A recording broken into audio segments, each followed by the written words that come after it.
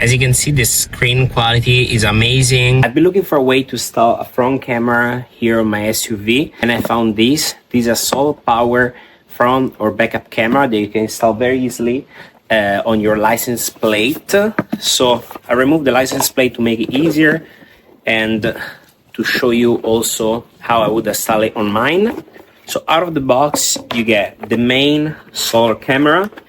It's pretty easy to install. All you need to do is to align it with the screws of the license plate, and you also get an instruction manual, a monitor, and some accessories. As accessories, you get this, which is the charging cable for the monitor, and you also get a nice attachment. You can attach the screen on the dashboard of the car, and also a charging cable if you want to charge this. Let's say maybe it's a cloudy day or the first time you use it, you probably want to charge this. So you put the license plate here, and you can start screw it in.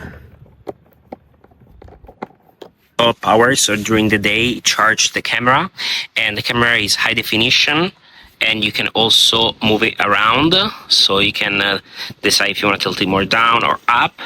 And from here you can start pairing it to the monitor inside the car.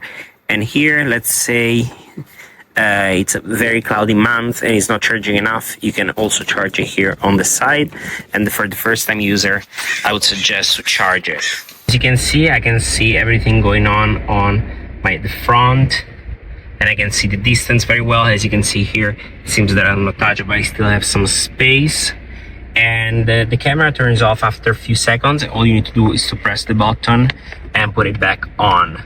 The screen is high definition and it works great. The feedback is immediate and is high definition, so you can see everything going on.